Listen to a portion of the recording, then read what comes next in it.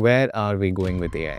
AI has already come for our jobs in ways that we're now seeing play out in the headlines of all these tens of thousands of people that are being laid off. Amazon CEO Andy Jassy says artificial intelligence will lead to a reduction of its corporate workforce eventually. Nobody knows, and that's the exact problem. Not because AI is dangerous, but because people are taking this in a wrong direction. What if I told you AI did not make this generation smarter? It made most people lazier. For every exercise, humans are slowly delegating their brain to AI. I don't know what's going to happen in 10 or 20 years, and nobody really does. Hi, I'm Shubham, co-founder and CEO of SBL, building the world's most advanced and persuasive AI sales model that sells better than a human. I'm not watching the era of AI from the sideline. I'm building inside it every single day. And what I am seeing from the inside is something most people are not ready to hear. College grads and young workers wonder what the technology means for their careers. No, this video is not about me giving generic gyan on how AI and AGI is gonna take over the world, because that is not happening anytime soon. But there is something more serious I need to tell you today. Global IT stocks fell by $200 billion after some major updates by Anthropic last week. And global tech giants are seeing steep market losses this year. Investors are rethinking AI spending and demand near-term returns. Because it is taking over employment. You can't really help. Nobody can help it. You believe it or not, AI does most of your job better than you. And companies just love it. So are we going towards a complete void? A world where there are machines and softwares doing everything, and people being employed and helpless? No, problem is not technology. Problem are we people. Watch till the end. Chapter 1. The job market reality. Everyone says there are no jobs. But from my side as a founder trying to hire, I see a very different picture. We posted roles at SBL with great salaries, interviewed 80 plus people, and spent more than 40 plus days actively hiring. The problem was not the candidates did not exist. The problem was that most of them had outsourced their thinking. The pattern I kept seeing. I gave candidates a problem.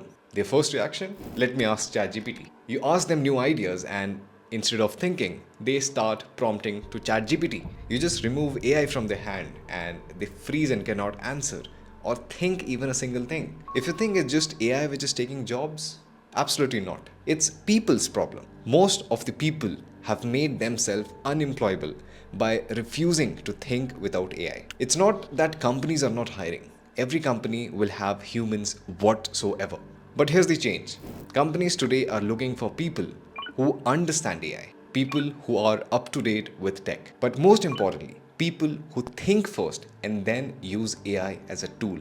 But what they're getting instead is people who can't solve problems or think of ideas unless a chatbot holds their hand. If you simply reverse this order, that use your brain first and then use the tool, you're already ahead of 90% of the market. The job market is not broken, it's people's mindset which is broken. Chapter 2. The University Reality. Let's talk about universities. Here's the loop happening very quietly. Students use AI to write assignments. Teachers use AI to check those assignments, and AI is being fine-tuned on the question and answers. The end result? Student is not learning. Teachers are not evolving. AI is the only one which is actually getting smarter day by day. So, on paper, you have a degree, you have grades, you have CGPA, but in practice, you might not have real skills. You might not have the ability to think deeply about problems. You might not have built anything meaningful. The piece of paper still says bachelor's in X, but the market is not buying paper. The market is buying your ability to think, solve, build, and adapt. If your entire education is copy from AI and paste into assignments, don't be surprised when AI also replaces you in a job you are aiming for. You never build that muscle that actually matters. You can get a 4-year computer science degree from a top university and still be completely unemployable because you never learned computer science. You just learned how to prompt an AI to do your computer science. That diploma is worthless if you don't really learn anything to get it and solve real problems. I have interviewed people with degrees from top universities who cannot solve basic problems. They spent 4 years getting a credential but with zero learning. Meanwhile, I have hired people with no formal degree who who learned by building and shipping real products. Their difference is huge. Chapter 3. Coding is not your safety net. For a long time, the safest career advice was learn to code. Software engineering is the future. Even AI companies took it seriously. Engineering is the biggest market for AI in 2026. We are in a world where AI can write decent code from a single sentence. Tools like Claude Code, GPT Codex, Cursor, and bunch of these tools write faster and better code than junior developers. Entire features can be made by AI in minutes. Now, obviously, right now it needs little manual review of the code before productionizing it, but 95% of candidates do not take this serious. Over the past year, I interviewed more than 80 plus people for mid-level and senior roles at SBL. We gave competitive salary, real opportunity, and we spent more than 40 plus days in interviewing. And here's what I learned. Most candidates cannot solve a problem without AI. Remove ChatGPT from their hand and they're blank. Remove Copilot and they're just stuck. These aren't junior developers. These are experienced people who have completely outsourced their thinking to AI. Here's what is brutal and honest. They are losing jobs because they stopped being capable. The hiring market is also tighter, but the real story is much simpler. Companies want people who think independently and use AI as a tool. Companies don't want people who depend on AI for thinking. So what skills matter then? Can you break down a problem? Can you design a new system? Can you debug when AI generated code fails? Can you decide what to build, not just how to implement a syntax, which AI has been fine-tuned with billions of times? But if your identity is, I know how to solve problems and use AI and code as tools, you are still valuable. I'm hiring you, and we typically don't find such people. Chapter 4. People used to say it's okay, I'm a creative person and AI can't replace my creativity. But creativity was the first to get tapped by AI. AI does anything from graphic to 3D videos. You know it. But has creativity become just as a commodity? Think of it as you who was good at artistic thinking. AI has made building so easy for you. What stills matter here is the taste, knowing what's actually good, not just what looks cool. The context, understanding the audience, timing, and the platform. Third, the judgment, choosing which AI output to keep and why. And fourth, the most important, the original ideas that aren't just more of the same, because AI generates similar kind of ideas and every single model generates similar kind of content, which is not at all differentiated. So your idea stands out. Most people are using AI to spam content, not to create meaning. You might have seen that Ghibli trend. It was mostly funny. You might be hearing about movies, 3D animations, and things replaced by AI. But have you really seen AI movies being made? You will not see it, because AI generated creativity does not have a life. It generates good concepts, but unless there is one human creative mind who puts in emotions, stitch the AI generated footage to make it sense, until then you won't see AI art being a success. If you can think clearly, have taste, and use AI as a creativity amplifier, you are again in the top few percent. Chapter 5.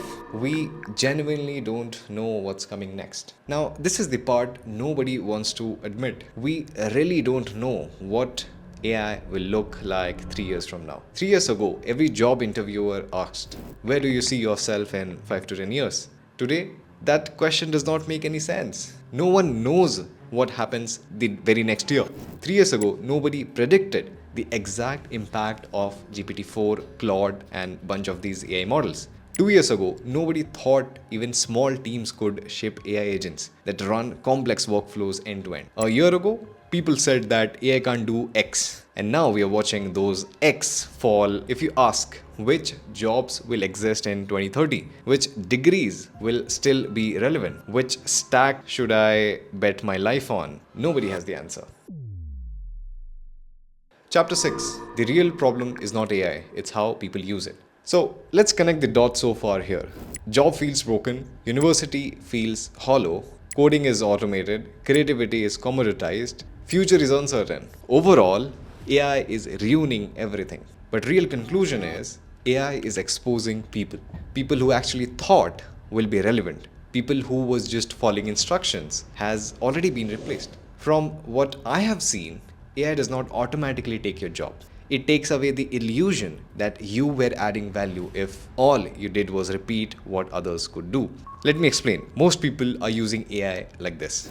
Don't think, ask AI to think, copy the answer, and then just wonder why nobody wants to hire you. But very few people use AI like this. Think deeply about the problem, use AI to speed up the execution of your idea, critically evaluate AI's answer, and add your own judgment, experience, and creativity into this.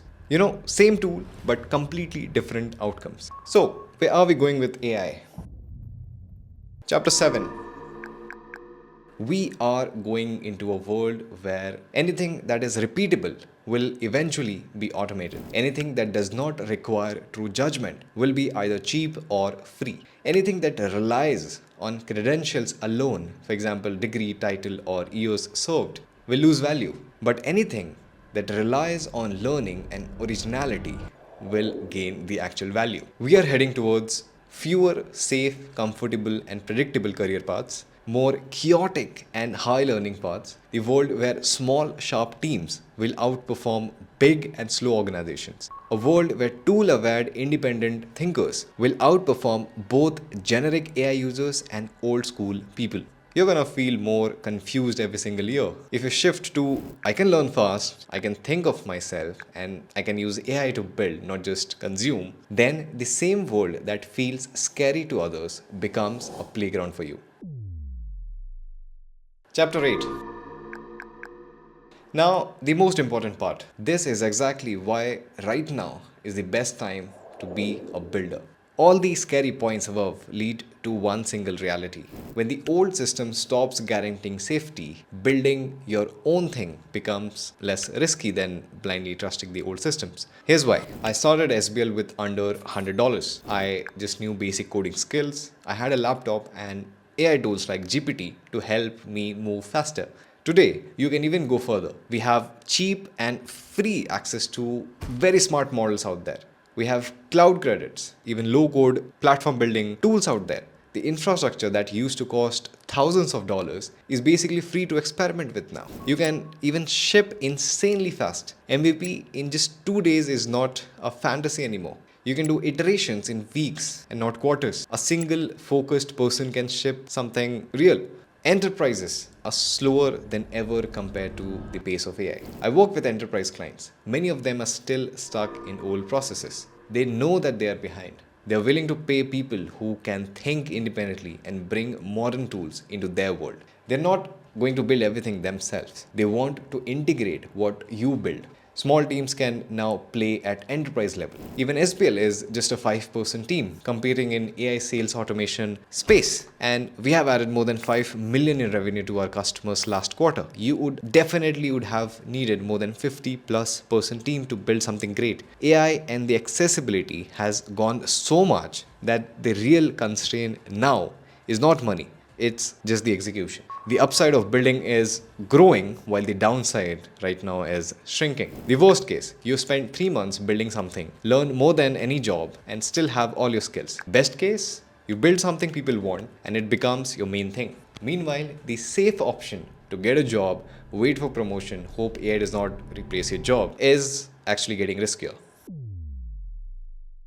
Chapter 9. What if everybody is building? So, at this point, a very real question comes up. If building is so easy now, what's the point?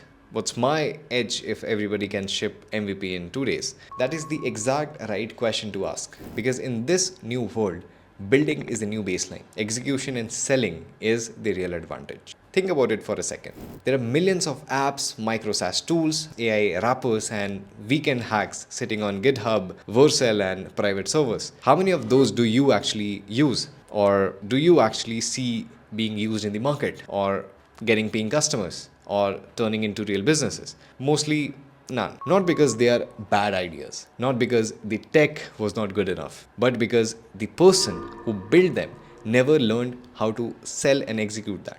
In 2026, shipping an MVP is easy. Getting it into people's hand is the hardest part. Turning it into revenue is the real game. So if everybody is building, your edge is simple. You build it and you learn how to sell it. This is exactly the gap we focus at SBL. You don't need tens of people in your sales team, a 50-person or a huge budget for complex sales operations. You can just be a solo builder, have a tiny team, or maybe a lean startup, and still sell like a serious business. What SBL does for you is very simple. You integrate it into your sales motion. You don't have to set up a heavy sales department. You don't have to build complicated outreach and follow-up systems. You use our infrastructure to get your product in front of right people, and it costs nothing to start. And if you have actually built something meaningful and you're serious about selling, I'm very happy to even give credits from my side so you can utilize the platform without worrying about the cost. Because in a world where building is cheap, AI is everywhere, and infrastructure is commoditized, the edge becomes who can execute, who can get distribution, and who can get in front of customers and close. Chapter 10. What should you actually do now? Think in 90-day sprints. 90 days to learn a real skill, 90 days to build something real, 90 days to put in front of real people. Ask yourself, what can I build in the next 3 months that solves a real problem? What can I learn in the next 3 months that makes me unique in this new world? And lastly, how can I become the person who thinks first and then use AI instead of the other way around?